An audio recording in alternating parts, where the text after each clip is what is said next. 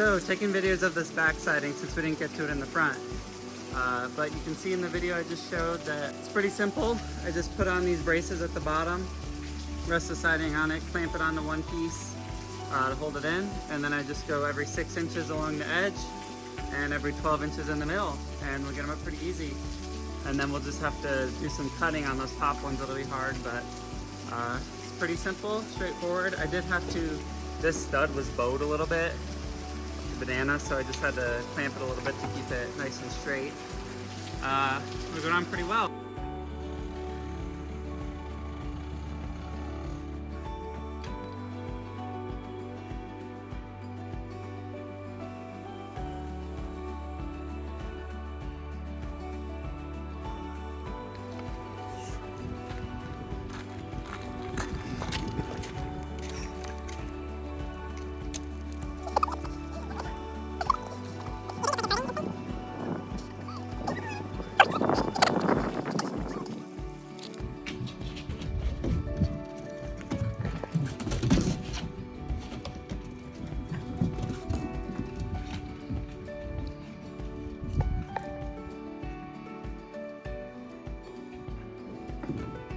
Hey everyone, we're up here working on the roof, and today we are working on setting up the skirt. So as you can see here, the roof extends all the way down past the lanai framing, but we also have to have it extend off the siding here to provide some support so that the rain isn't pushing up right against the side of the house. To do that, we need to extend blocking off of the siding and have another rafter coming off the side. And so you can see here, I've already started attaching this blocking, and we're going to have a rafter attached right to the end of the skirt so that it extends over the house. So I'll kind of take you through the process of how we get these in. So the first thing I do is take my measurement. We're making these 16 inches apart. One thing to note, so I started pulling from the very edge of the house, but obviously I can't reach my tape measure there anymore. So what I did was I found, because these blocks are supposed to be 16 in the center, but every once in a while they're a 16th off here or there, and you don't want to just pull from the block that you just did and keep going like that, because you know the cumulative effect of those small 16ths will add up, meaning that your first one and your last one are going to be way further than 16 inches apart. So you find one that's dead on from the one you pulled in the back. I marked an X on it, it's that one right there, and now I know that I'm good to go, and I'll pull that from that one the rest of the way. So now that we have that, we'll take our measurement. Know that next step is at 64 inches, and I'll make my mark. And since I'm pulling from the outer edge, I'll make the mark at 64 inches and 64.5 inches right there. And then I'll take that and pull it down so that I can see. And there we have it. I'm gonna do 3 at a time, just so that I don't have to get up and down the ladder a whole bunch. So I'll mark those other 2 and then show the next step.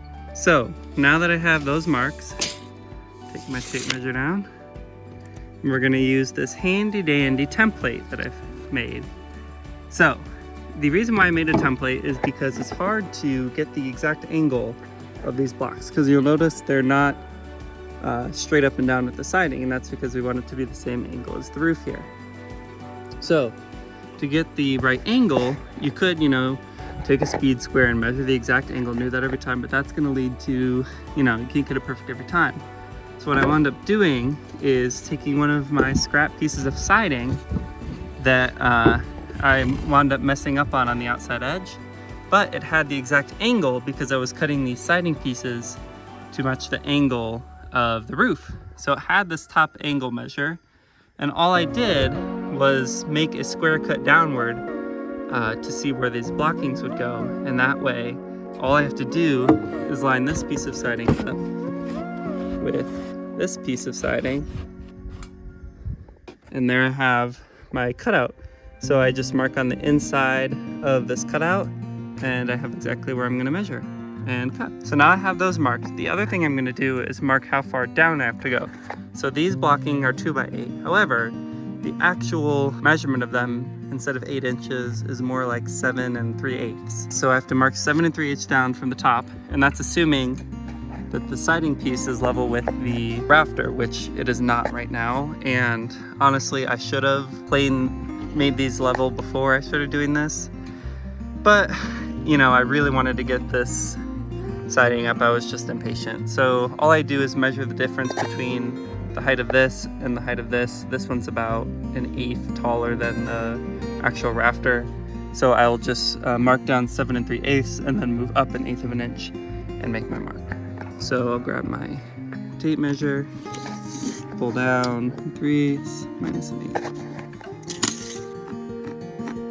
Draw 90 degrees, and that's my cutout. So then I will come back up with my circular saw and my oscillating tool and cut out this from the side.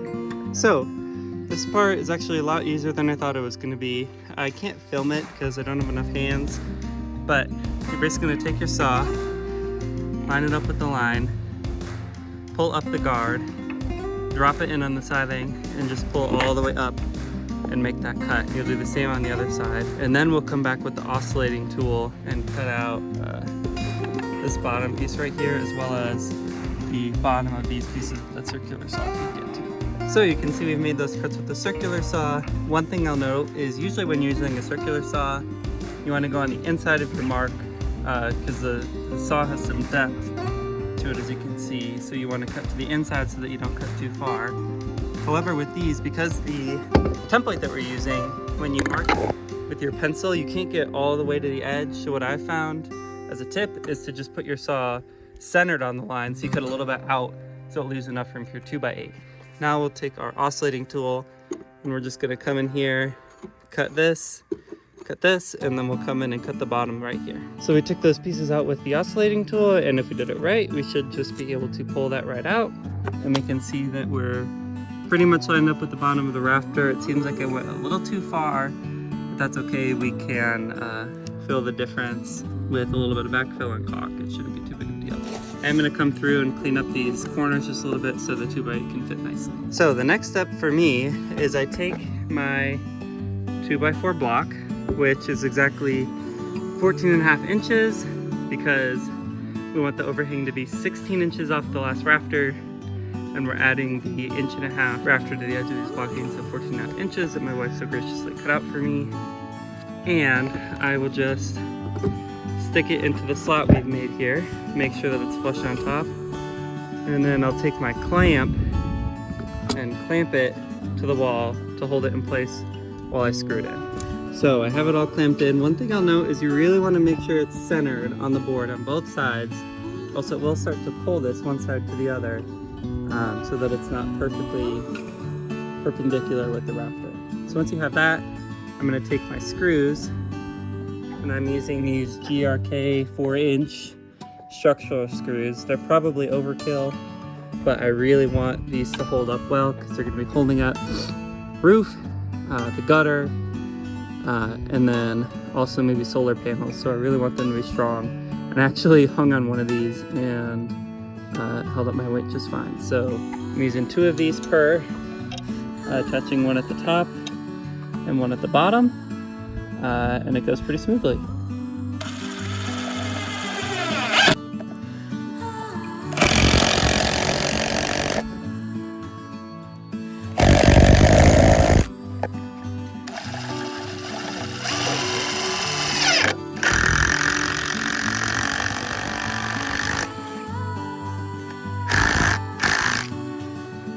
Now we can take our clamp off once those 2 screws are in, and we have a sturdy, straight, and angled support block that will hold up our skirt. So we'll do this next one here and go down the line, and the next step will be putting the board up. Wow. Hey, record for me. What do you want? How do you record? Okay everyone, so today we are installing the skirt. I already showed you how we did the blocking, and now we have these boards up here. We just installed these little supports so they can rest on them while we screw them in. The total length all the way from front to back was just over 45 feet. So I'm going to be wind up using 3 16-foot boards. And then I just cut them down to make sure that they rested on center with this blocking. so that you can get both sides screwed in. One thing that I will say, and father-in-law did warn me of this and I didn't heed the warning and he was right, is that... I'm just telling you this. What? Go on. Is that you really don't need to put all the blocking up. Just put the ones in that will attach you on the ends and then put the rest of the blocking in if you're doing it like this, because a lot of the blocking, the angles are off and we wound up having to take a lot off on the other side anyway because they were sticking out too far. So just to make it easier on yourself, just do the blocking that it'll attach to and then fill in the rest as you go. But yeah, it's pretty simple from here. Once we have it up, I just use 3-inch wood screws, and I also check to make sure that we're flush with the rest of the house, so I just like sight it. So this will need to come up a little bit, so I'll hold it up, screw it in, and we'll be on our way.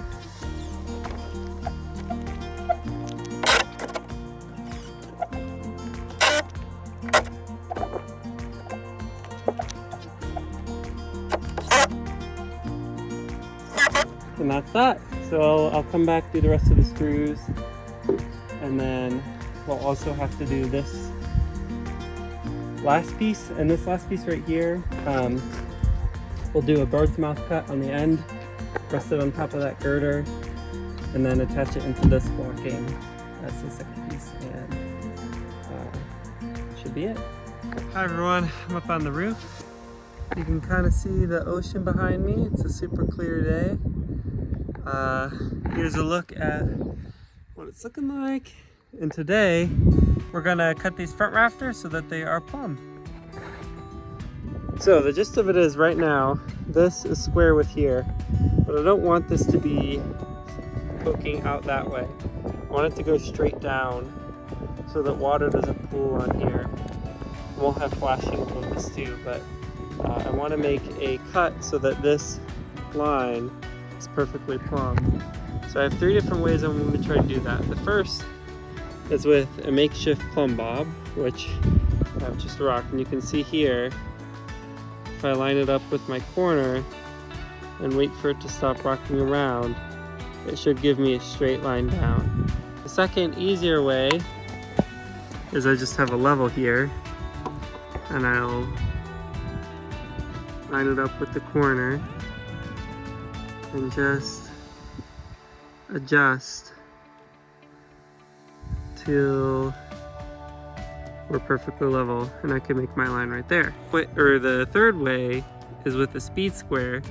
Again, I line it up with the corner, and I'll go over here. I know the angle of our roof is 10.62 degrees, so I'll put to 10, just over 10.5, and I can make my line there as well. So I'm going to try all 3 ways, see how it looks, and figure out which one's best. So as you can see, the lines are basically all in the same spot, and the plumb bob matches up perfectly. For me, the easiest one to use was probably the speed square, just because it was faster and more reliable. But I am going to check all of them with the level and the plumb bob just to make sure that I'm hitting the same angle every single time and we're going straight up and down. So I'll mark these. So this one's a single. Half of these are going to be these doubles. I don't have a saw blade big enough right now to cut through both of them, so I might have to mark both sides, which will be a pain, but that's something to keep in mind as well. So we'll just go down the line and mark all of these, and that probably be it for today. The next time I'll come back and cut all of them off with the saw. All right, everyone, we're back at the property. Take a look at the back of the house here. And I kind of wanted to take a moment to walk through, you know, we did in the first episode, but take a little bit and walk through the outside of our property and give you a little tour of what everything looks like. So right here is the corner of the house, and back here, so you see our roof is sloped down this way. So we are going to have the gutter running out and the catchment tank, which we need because we don't have running water here. Going to be right here. We need to level off the pad, and it's going to be, I think, about 12 to 15 feet in diameter, and it's going to be around 5,000 gallons. That'll be right here in the corner. And then this right here is going to be our little backyard. We'll bring in some soil and grass and have a nice little backyard with this back lanai screened off. We'll have an outdoor shower here. Those will be French doors leading out to a day bed. And then we'll have a nice big dining table here. And then on the edge, we'll have our laundry room, so our washer dryer outside. The other thing we're doing with the washer and dryer and actually all the plumbing is we looked into getting a septic tank, but it was gonna be extremely expensive, a lot of work. And then we realized if we're gonna be going off grid and trying to be as sustainable as possible, we might not need a septic tank at all. And so what we decided to do is buy composting toilets. And I'll show you one of them here. Not sponsored, but for a great deal off of Facebook, we found Nature's Head self-contained composting toilet, which saves water and it'll compost everything that we can use for soil, which means we won't need a septic tank, which is nice. So what happens with the rest of our water? Well, we're thinking about creating a leach field, which basically means we would take some pipes, run it out the back over here, and leach out the water into this depressed area over here. But then we were thinking about it, and water is really precious here given that we're on catchment. So we thought, why not try and reuse all the water we can? And so what we're planning on doing is having a gray water tank. So all of the water from our sink, our shower, the washer and dryer is going to go into this gray tank, and we'll be using plant safe soap and air conditioner and all of that kind of dishwasher soap, all of that plant safe, and that water will go into the gray tank that we can use to water plants, wash the car, which will be really nice to have. So that's kind of the plumbing system. We're also planning on doing solar, and so we're going to have a bunch of solar panels up on the top, and I'll be doing videos on how we get that done. Honestly, I have no clue right now, so that'll be a process. So moving on with the tour, over on this side of the house, eventually we're gonna be building a carport. So instead of a garage, we'll just have a roof extending out of here, put some more posts in on the side, and have a carport that we can come into. If we make our way up here, we're planning on building another structure up here that'll eventually be we're calling it the lighthouse, but it'll be 2 stories going up here, and it'll be our home gym, our music room, because my wife and I both play music, and then a sunroom. So in the top we'll have a clear ceiling, and we'll have a telescope up there, a little porch outside so we can look up at the stars, and it should be really nice. Show us what you're wearing. Wait, this is photo. Too late. Okay, who are the shorts by? The shirt? The sweatshirt? Woo! What about them shoes? What? Oh.